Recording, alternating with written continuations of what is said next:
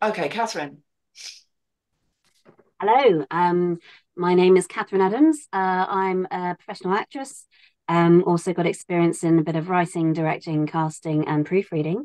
Everything you need to know about me, you can have a look at my website, catherineadams.org, and I am currently represented by Rollo at RWG Management. John. And over to you. Hello, my name is John Michael Foulger. I've been a professional actor now for over 30 years. I'm represented by Jen at Mary Liz Management. I do big screen, small screen, commercials, and I'd like to get into radio, but I haven't done that just yet. Angela.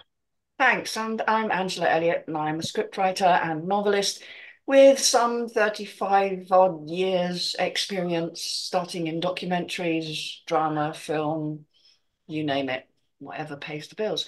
So, we are the script reading panel, or at least we are three from the script reading panel reading this radio play, I understand, today called Cottage by Glyndwr Edwards. And cast of characters is Jack Maltravers, an author, and Melissa Maltravers, his wife. There is the low whistling of a breeze, as if it is trying to change into a voice wanting to converse with Jack Maltravers, early 50s, as he begins to speak. There is moaning in the background, suggestion of a child weeping as well. I do not know who I am anymore. My name will be familiar to those of you who have read my books. My supernatural novels have never been repetitive. I pride myself on my research and originality, not relying on stereotypical situations. The thoughts I have had, I knew not from where they came. The germ of an idea seems to have planted itself within my mind. I cannot see anything except the dank, cloying earth that I dig into with my bare hands. Earth is in my damn nostrils, for Christ's sake.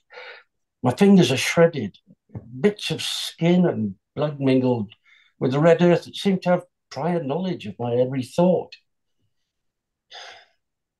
The pain will not leave me as I continue to dig in a terrifying manner. The moon is set in January. Yeah, I recall that. The wolf month. Those thoughts are shown to us, or to me, because I'm enthralled by the illuminance that comes to my eye. I would have turned around and the cottage would no longer be there. The terror would not leave me as I struggled for wakefulness. But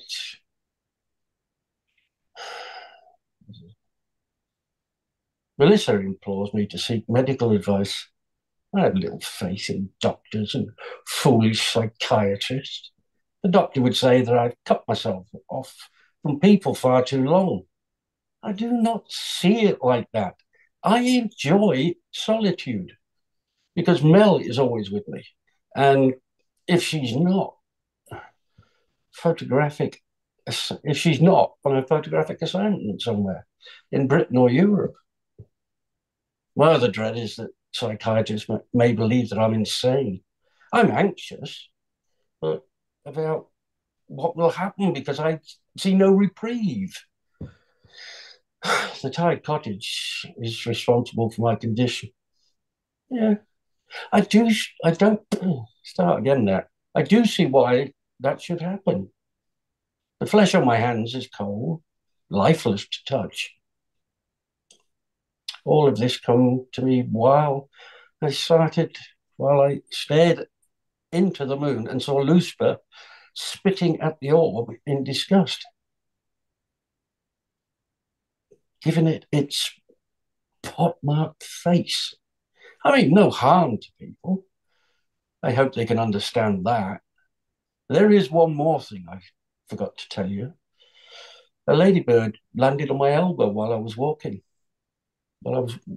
Archie the other day.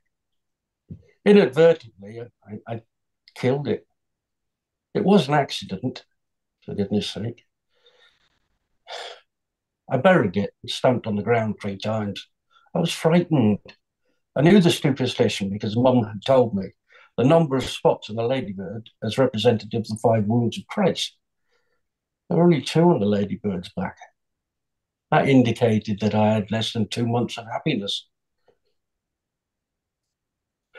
Cottage was to be the title of my last book. I've written all that I can.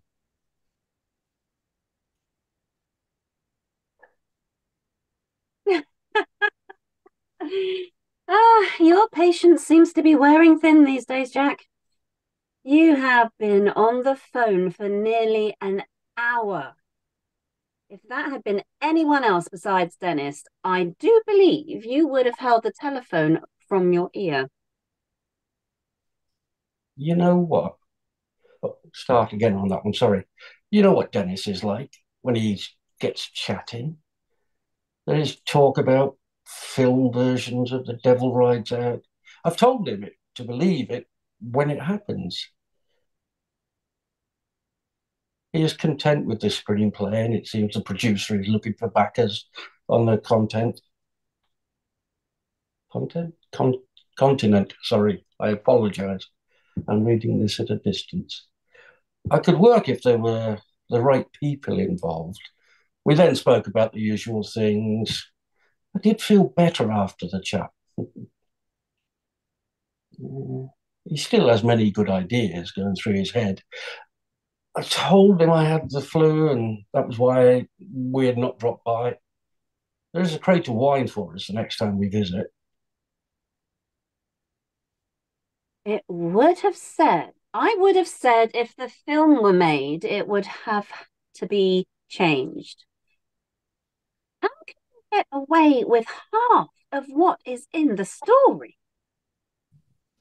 That is the bane of an author's life. We have no control over events because the director would see us as interfering pests. That's why I would never let my work be filmed. They can whistle as far as I'm concerned. You are being unfair to yourself. The books have sold well, and your readers have cast the characters from when the films are made. I could not care less. I will walk Archie out in a moment for a run. I will take Archie out in a moment for a run. He seems restless tonight. This has been going on for a few days. I hope he's not sickening for something. The weather forecast is not very good. You should not go too far. I would not pay much attention to that. You said you had something to tell me earlier. I'm all ears. Henry called. He said he would be paying us a visit at the end of the week. There is no need to scowl like that. You know he likes coming here. That is all I need. He's probably penniless once more and will expect me to help him out until his ideas bear fruit. I've had enough of his sponging. But there is no need to be sarcastic. Henry will liven things up here no end. I could make a little dinner and we will have a few friends over and make a night of it. Well, you do what you want. I've told you that I have not been sleeping well lately. All I want to do is stay in bed some mornings. It would be a pleasure to sleep and not dream so bloody much. We have had this argument for the best part of a fortnight. I have told you to go to the doctors for some sleeping tablets. Get something to help you to sleep.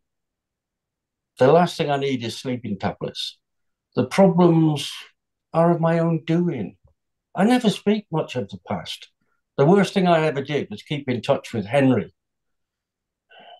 Mel, I will help him, but it can only go so far.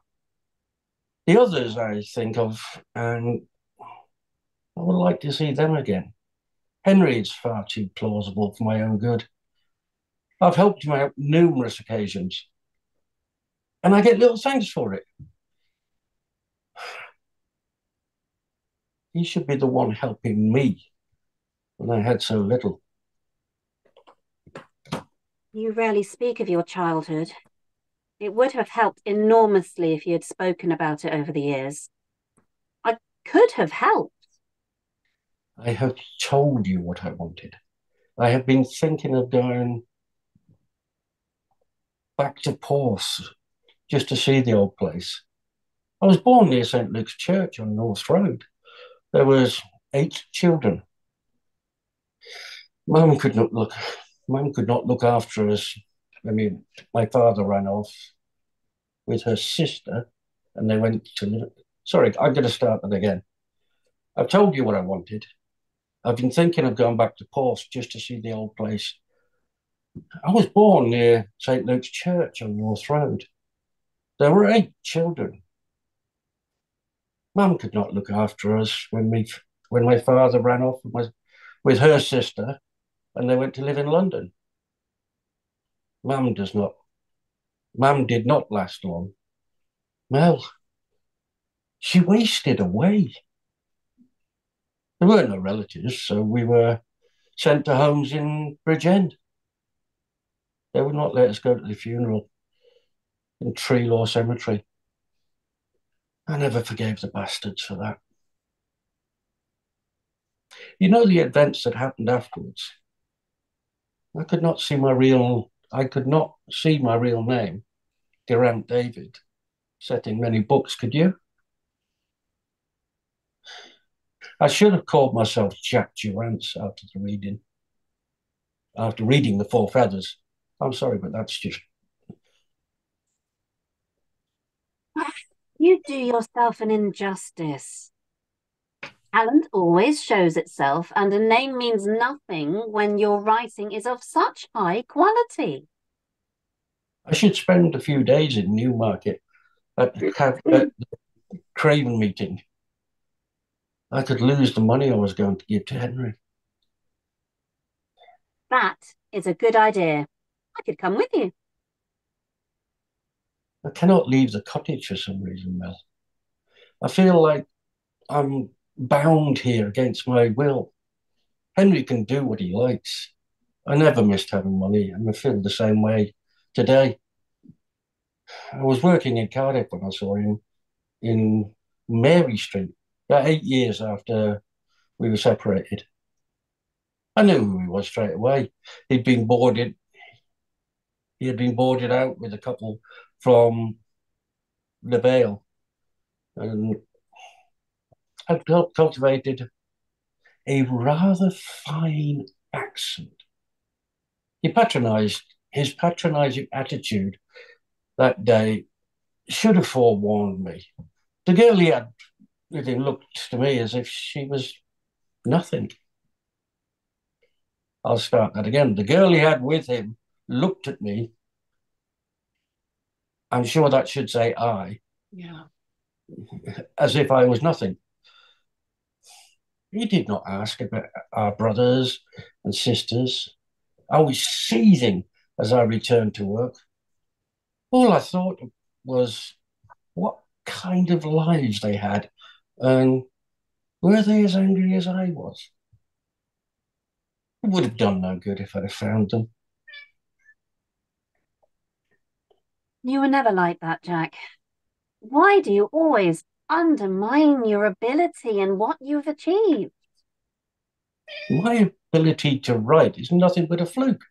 Nothing more, nothing less. There is little skill in what I do. I have been fortunate with luck, and I tell people the same thing if they write to me asking for advice. You know, as soon as you begin to write, if something is going to be worthwhile. You are so self-effacing. Millions, millions have bought your books and they are distributed by your ideas because you cannot be categorized. You rarely give interviews, and Hollywood studios are still after the rights to your stories. You know what my wishes are on this. If anything should happen to me, you and the children may do what you wish, because the books will never be filmed while I have a breath in my body. Joan has been a good friend, and Joan has been a good friend and agent for many years, and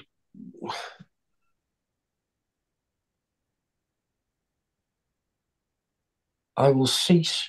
Sorry, I'm just getting snowblind here. I will cease using her literary agency if she keeps giving me more of these ridiculous offers. She is just doing her job.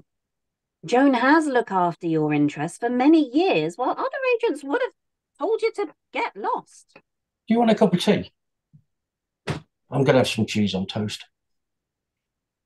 Ah, yes, please. You have a bit of colour at last. Henry will be welcome at the weekend? I suppose so. She seems to have quietened down. Let him sleep. You can take him afterwards. What has crossed your mind now? Was it that obvious? What satisfies me the most is that I can write. I keep at it when other people said, I'm going nowhere. I know that my books will never be reviewed in the serious newspapers because I'm too popular with the public. My readers will never read books that they're hold.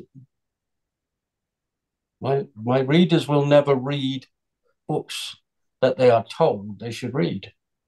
This is how it should be. People should use their imaginations because you cannot explain fear, Mel. That is what I have always hoped to achieve. It was your second book that allowed us to buy this retreat, and I was always grateful for that. It should have only been for holidays. I never expected we would stay here for 8 months at a time. You have used the Forest of Dean as a backdrop for most of your work. I never saw a. I never saw this solitude as a problem until now. I've not been sleeping well. I long for someone to speak with when you're away on assignments. Archie keeps me fit when he decides he wants to go for a walk. I'm trying to tell you something, and I'm making it worse, for God's sake. I have to be. I, I've been repeating myself. Is it to do with the new book you were writing? You have written a few outlines that I picked up from the floor yesterday. I have never known you to be so untidy with the sheets of paper that were all over the place. Thai cottage. Now, I feel ridiculous just mentioning this. The story may have been about me on this occasion. You are beginning to worry me, Jack. I've not been sleeping well. I just said that, didn't I?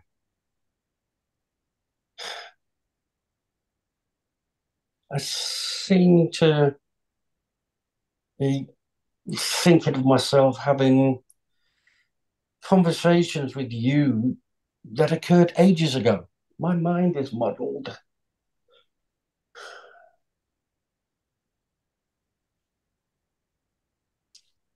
I think that's Jack again.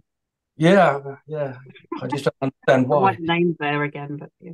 Yeah, and again and again. Uh, you've been keeping me awake at night because you're so restless. I could not rouse you on times, and you were talking in your sleep. Your body was cold to the touch. You were shivering. I think that was supposed to be you. Yes, I think you're right. I think that's best to be Melissa. Yeah, She speaks again straight afterwards. And then he speaks, doesn't he? And then she yeah, speaks. Yeah. Anyway, let's carry on. Shall we yeah, That's yeah. an carry on? editing mistake. Yeah. Well, who should read the next bit that's I, labelled as I, Jack then? I'll just start from these conversations were real. Yes, good idea. Okay. Okay. These conversations were real. I knew that earlier on today. I was standing outside, and the words I spoke in reply to them kept repeating in my head. They're they they are unsubstantial remarks, unsubstantial figures that I would not reveal themselves. I shouted at them, and I was not afraid. Their remarks tore at me. They deliberately set out to antagonize me because I could not sleep. I was confused because I believed I was in two places and I could see myself standing on the threshold of the cottage. Then there was bodily odor. It seemed as if I could smell putrefaction. I know it would be my body rotting from within if the figure by the door, which I knew was I, closed the door on the last of the thoughts I had. That could have been the drains you smelt. I noticed the smell 3 days ago when you told me. I asked the plumber to call in later in the week. No, no, Sorry, I no. asked the plumber to call later in the week. Sorry. Yeah, it's okay. Really No, difficult to follow. yeah, no, no, no. Okay. It was not the We're drains. almost there. We're almost there. No, no, no. It was not the drain smelling. What place did I go to, Mel? With whom did I converse? It was just your exhausted mind, Jack. You said yourself that you had not been sleeping well. And this is what a tired mind does to you when you finally try to close your eyes. Do you think Kennedy will get re-elected? Random. Probably. My old fears have returned, and I know I will never leave this cottage again. I should have told you that about this earlier. This is not the first time that it's occurred. This land is alive, and I've known this since we moved here. It responds to my moods, and it will torment me, which I'm in doubt. When I'm in doubt, the old tales are true. I know that because I've seen so much. The dying moon is still in my thoughts as I speak to you, Mel. The feeling of despair never goes. You will miss me when I'm gone. What are you saying? I will die soon, and there's nothing you can do. You are ill, Jack. I am going to telephone the doctor to come see you. I will have no more of this talk. You need to be in hospital. Just listen to me, will you? The twig, ah, the twig of mountain ash I kept in my hand for the past few nights has not altered my opinion that I will soon die. I'm not paranoid or delusional. My thoughts are in the eye of another. He takes my strength so that he may feast on thoughts that he believed were long dead. You need not be alarmed. Has this not been what I have always spoken of? Shades, spirits, ghosts. Tell me if the person inhabited by them is deemed worthy of their thoughts. You do not know what you're saying. Uh, the pain is not going to go away for me, Mel. I believe you would understand. We all die eventually. I've made the necessary arrangements when you will no longer see me. I will not hurt you. My speech to you is rational. And I want no disagreements. Oh, sorry, I got an itchy nut. He is watching us at this moment. He never knew the age of enlightenment. He will still not show his visage.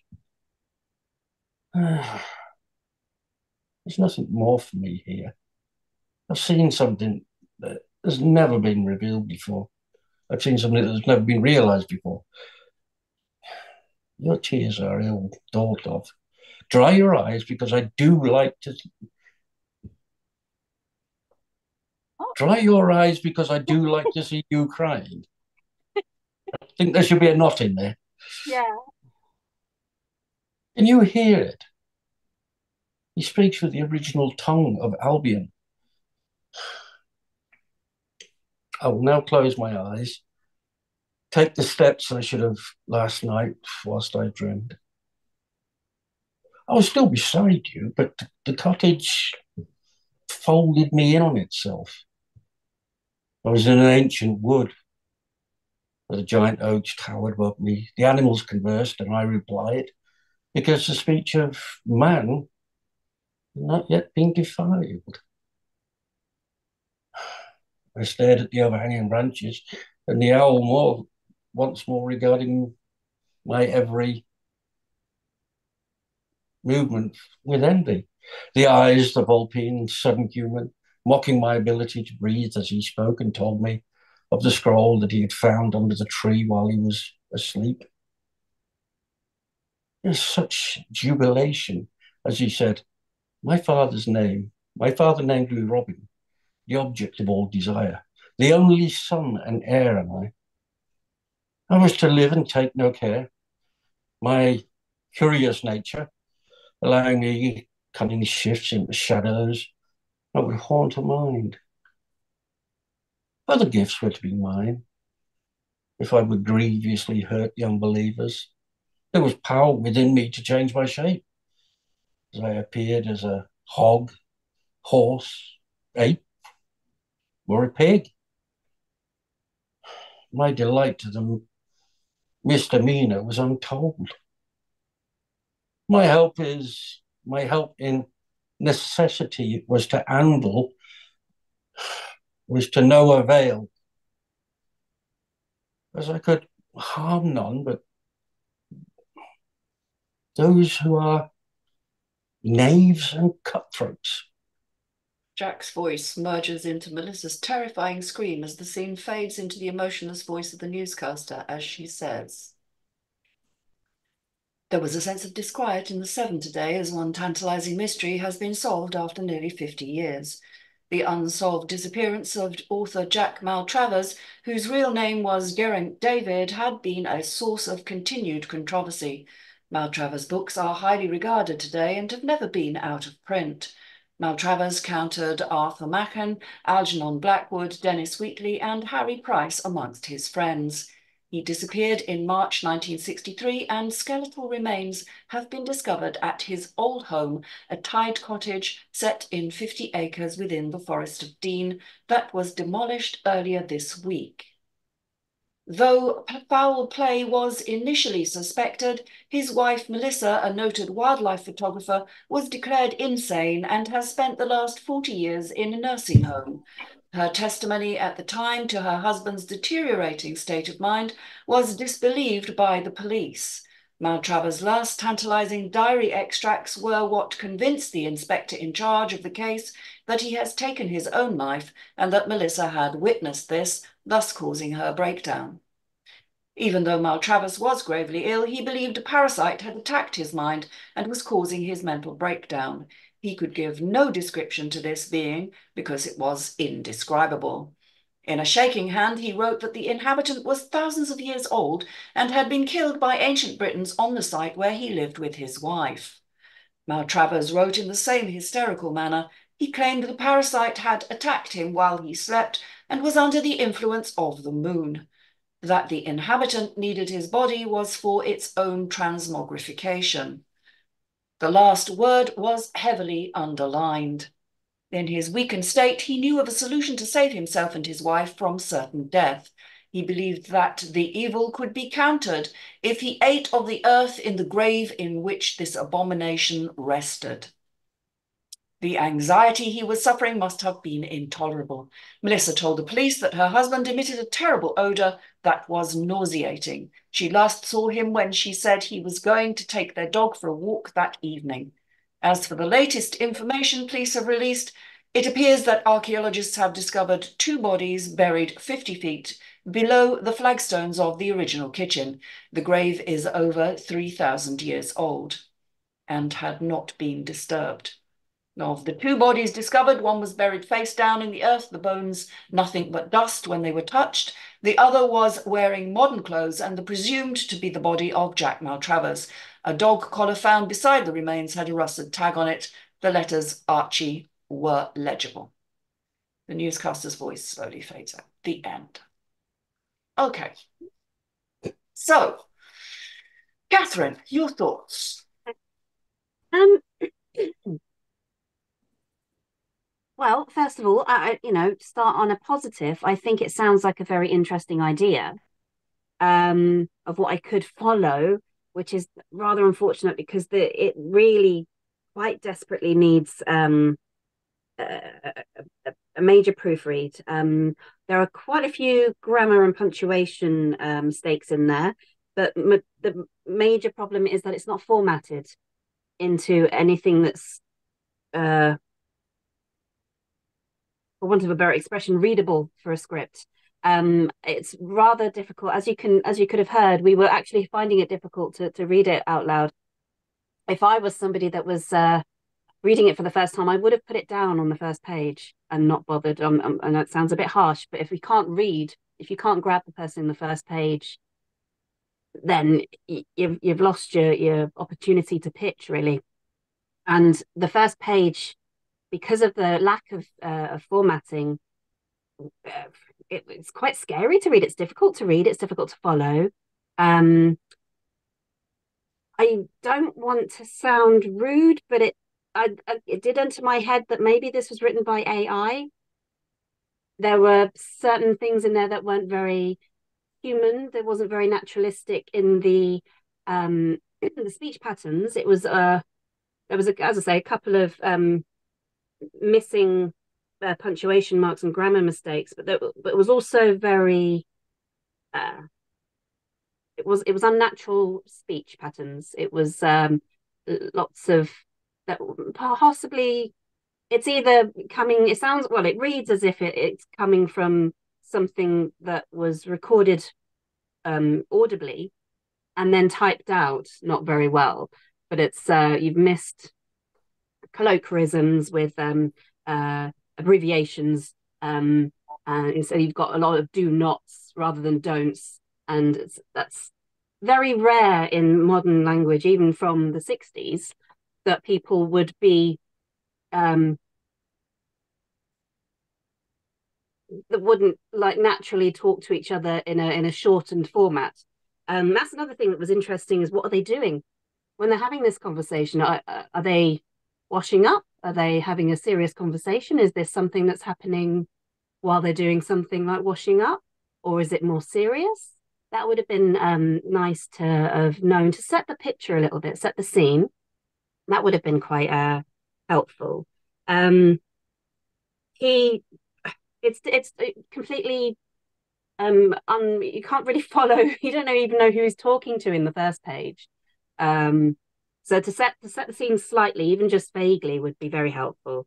So it's difficult to read without the formatting. It was all in one big clump.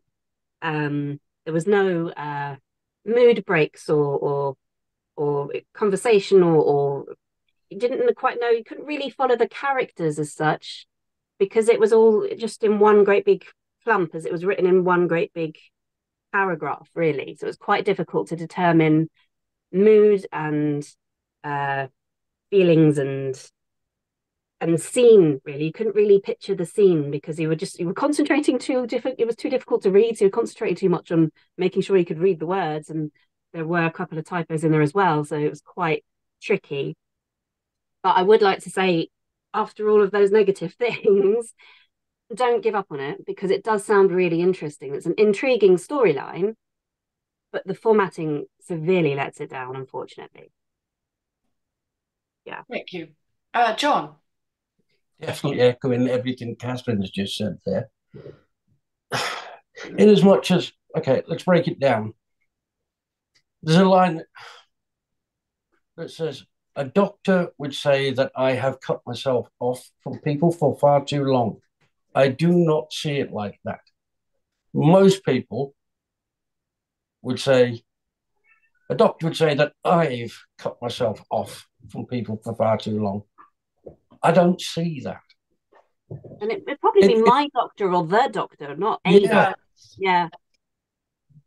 but it's very linear. There's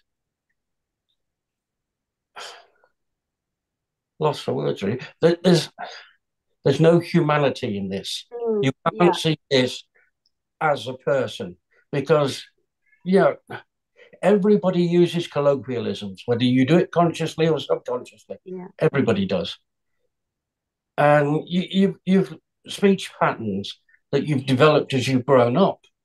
There's nothing in this. It's flat. It's linear. Mm, And mm, you've got this whole monologue right at the beginning, and we have to wait to the second person talking to say, your patient seems to be wearing thin these days. You've been on the phone for an hour.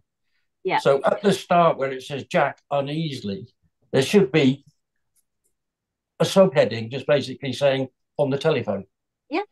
speaking to whomever on the telephone. So you know where you're starting because Mm, it's a strange way to start anything with I don't know who I am anymore. My name will be familiar to those of you who have read my books. Now that first two lines there sounds like it's a voiceover Mm. mm. because you're talking to the audience. You'll know my books because you'll know who I am, but I don't anymore. Yeah. It was But really instead of confusing which, as to who he was talking yeah, to. Even yeah, even when they said on the telephone, it didn't sound like he was having a no, conversation on the phone. So yeah. it does. I mean, you can get halfway down and then suddenly it breaks into, yeah, okay, you're talking to somebody about something. But at the very beginning, it's just yeah, who are you talking to? Are you Mm, talking ogre? Are you basically setting the premise for where we are and what we're doing? What's going on? Like Catherine says, there's typos, there's words missing. You know, unless you're a blatant psychopath and a sadist, you wouldn't say to somebody, "I like to see you cry."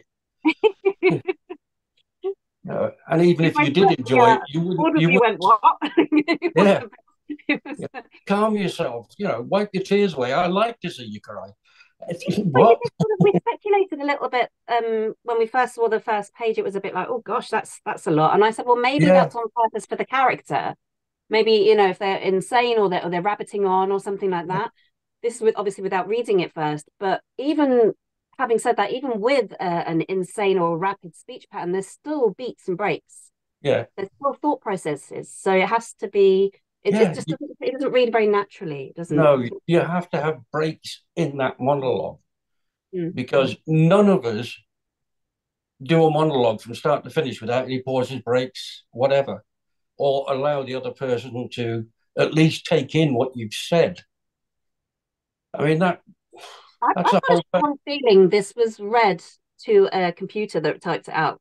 This yeah, it does read very much like that, yeah, especially with the when we weren't sure who was talking, when Mm. you've got the Mm. characters' names repeated, and it wasn't quite clear if that was a typo or not, because there was no reason for the character's name to be repeated again. So yeah. again, that's formatting, but it can be incredibly confusing without a basic format. It's very I mean, difficult to follow. this was a cold read for me. I'd never looked at it Mm. before because Yeah, I prefer to do that because yeah. I can get what I need really from that cold read. And plus, Uh, it gives the author what the person they're pitching it to would read it like.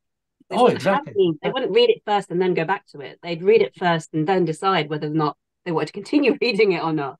Unfortunately, without the formatting, you're not going to get many people continue. Unfortunately, Yeah, yeah, you wouldn't get anybody going to the second page. Not after that no, page. They which get is a lost shame because there's some interesting points in it, but very. it It Just the needs to be formatting is formatted out. Yeah. too difficult to follow. Yeah, very. I doubt you would get anybody reading all the way through that first monologue Mm. because it seems to bounce from one place to another, and then back, and then we're in the middle, then we're at the ends, and there's very little consistency there, and definitely very little layout of what's to come.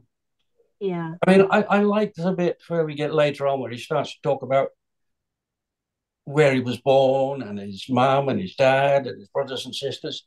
I like that bit because that grounds you. That gives you a nice little bit of Background to the character. yeah, it gives you a nice little bit of But it does history. sort of come out of nowhere. It sort of bounces here and there for no reason. I mean, a couple of times I was taken back going, have I missed a bit? What's going on? Yeah, yeah, yeah. It was very confusing, unfortunately. I mean, the fact that he just says, "Oh, my dad ran off with my mum's sister," and they went to live in London, and at the end of that, that's kind of that's a bit of a Yeah, cop.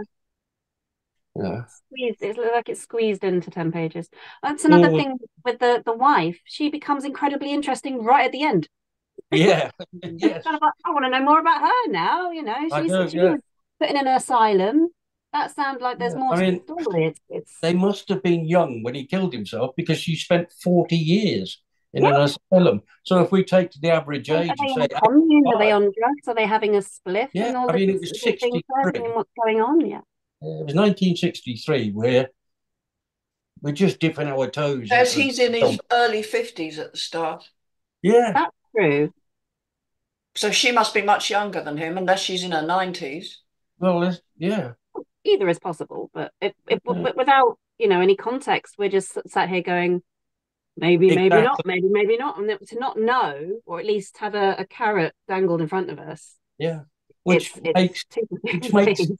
yeah. Well, that makes your character development hard to do then because you've little or no information Yeah, about the characters. yeah.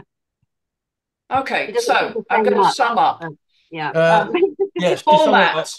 uh, Format is very, very important. Yeah, yeah. And if you Google BBC radio format, radio play format, you will get a page from the BBC, and they will even give you Template. a printout. You can see what the format should be, and that will give you then an idea when it's formatted correctly of how long it will be, and it will make it much easier then to be able to read the dialogue and read the action and everything else, and where there's supposed to be sound effects and things like that. Because obviously, don't forget, in radio, you need sound effects.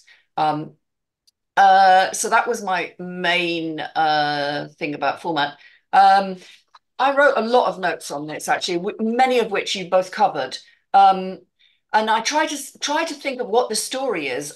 He's basically a writer. He's written a lot of books. He's got a lot of people after his books to make films, but he seems to be always turning them down for one reason or another. And Mm. he's clearly going round the twist. Um, and his long lost brother wants money, but we don't ever find out why he wants the money or what that's about. He's trying to write a book called Cottage. But the thing that comes over mostly for me is that he is describing his struggle with his sanity rather than experiencing it. Now, if you are Yeah. truly going round the twist, struggling with all of those things that he's described, you are not going to be able to describe them, I don't think, in such a sort of uh, uh, um, it's not very clear, but I know what I mean. It's Yeah. Well, I it would think it would be do, but she would have to mention that he's doing it, and yes, she it doesn't. would She work doesn't wish better to. if Yeah, Melissa was having to contend with his madness yeah. rather Mm. than just react to this description of it. Mm. He's describing stuff that's happening, but he's nothing is actually physically happening. He's describing it. And it comes back to that old thing. It's show, not tell. It's tell, not show. At the moment, you're telling and it should be showing. Now, I appreciate it's hard to show in radio, but you show it in radio through the dialogue. And And sound effects. dialogue doesn't just tell about what's happening. He has to physically experience those things. Yeah. And you have to get a sense of his anguish and his confusion via the dialogue. And that's what's missing, I think. I would say it's not a radio play as it is at the moment. It's more like a story divided up into dialogue. There's a lot of sort of exposition for the sake of it, and it's hard to know where that all fits in. The what did I write about the monologue at the start? It's just not believable. Mm. Even Yeah. if it's a guy going doolally who says later on, "I'm not insane." He actually says he's not paranoid or delusional, and I notice he clearly is. Um, Mm. so if he's going to say that, if he's thinking he's, it's like that old thing is you don't know you've got dementia when you've got dementia. You're just carrying on, and I feel he should be just carrying on with this stuff. And exactly, who is he talking to? If he's Yeah. talking to Dennis on the phone, why does we say my name will be familiar to those of you who have read my books? Because It's coming in and out of, yeah, yeah. it's very odd. Um, And if that's on purpose, that's fine. But the other yeah, person in the room has to react to it. So Yeah. she has to pick up yeah. on it when he does it, because she doesn't seem to stop him or interject him much. She doesn't seem that bothered about it, to be honest. I mean, the only other thing that I can think of is we've got at the start, there's a low whistling of a breeze as if it's trying to change into a voice. Is this Mm. literally he's talking to voices that aren't there? Could we make Maybe. that description more of the kind of there are voices? We need to know there are voices. He's hearing voices, and we need to know that that's got to be a sound. And Yeah. then it makes more sense that he is almost giving a TED talk, if you like, to these voices. And then his Yeah. wife is going, "You've been on the phone for a long time." She's Mhm. confusing the fact. She thinks he's been on the phone, but he's not been. But there are Yeah. ways of writing it so that you get the gist of it over. Mm, Um, mm. for instance, Well, and I maybe that. agree, I like the bit, as you do, John, where he starts talking about his family. But my note there was, I don't understand why he's telling his wife where he was born. Surely she knows this. Even if he doesn't talk about it, she knows where he's from. She knows who Yeah. his family are. Mm. Even if there's stuff you don't want to talk about, your other half knows those things. Because Well, at she knows. some point you will have talked about those, even if it's just in passing. Well, she Yeah. knows Henry, so she already knows Yeah. his family. So I But don't also, understand why, and I do understand why, because that is the writer, and not Jack, I mean the writer of this Mm. play, thinking that they have to describe things so that the listener or the audience will understand what he's talking about. mm. No, no. But they're But forgetting that the other characters know it already. what So, you're, Yeah. yes, you're forgetting that you have to imagine when you're writing this that these are real people having a mm. real conversation, going through real things. And you can almost forget that you need to explain these things because these things need to come out. The story needs to come out in a different way. Yeah. And the reason why I know that is because that newscaster, that is way too long for any I news. was going to say that, yeah, it's way too Yeah. long. It That would is have to like roll the on. But none of that newscasters keep it information as was short as before. possible Yeah, Mm. they've got and to go they're to on the to the next. next story. That would not be that long. It would just be a And what basic you've obituary with a bit of architecture, not architecture, archaeology thrown in, exactly. And what Yeah. you've actually done there is explain the story. Yeah, Yep. yeah, If anything, that should be right at the beginning, so we know what we're walking into. Well, I think it's But just a I like decision. that I think it's a Henry. decision that needs to be made as to whether Yeah. this is a short story or whether it's a radio play. Because if it's a yeah. short story, it won't take much to tidy it up and turn it into a short story. If it's a radio play, I think it needs a lot of work. Yeah. Yeah, I it mean, needs I to like be the first reformatting. sentences. You know, I don't know who I am, but you might be familiar with my work. I like that because that creates your tie with the character. But it should then, after that, there should be something that goes, right, fade to Jack on the phone. So you know what you've got or who he is. Like it's an introduction to Jack. Or you get the Or you sound can of have, the or phone you can have ringing. her wondering Yeah, who you're talking to, Yeah, and then you it goes, get the oh, sound of the phone ringing, or yeah, or if it is a mistake, then we need to hear more of those voices that yeah. mm, he's talking to so that we understand that. And we need to have a Melissa kind of go, you were on the phone for, oh, you're not on the, you're talking to those bloody voices again. It's yeah. that kind Exactly. of thing. Yeah. You I have to mean, establish to the audience that they live in the same house. Yeah, They've yeah. been there for eight yeah. months. You'd be quite used to this right by now. Yeah, exactly. I mean, she's contending with this. And that's Yeah, why I put that it's better if Melissa is contending with his madness and the way that he's dealing with this, rather than just reacting to a description constantly. We're yeah, just getting a yeah. description.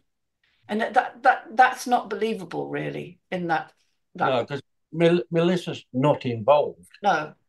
Even She's a even if you think of bystander. it in the most Shakespearean of ways Yeah. of you know, it's still going to, yeah, I mean, the language is still really visceral, isn't it? And really Yeah. Yeah. like, ooh, it there grabs you by the guts. Yeah.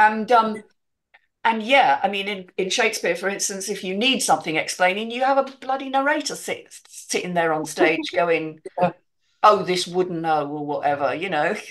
Um, so yeah, and also yes, contractions. Please use contractions in dialogue.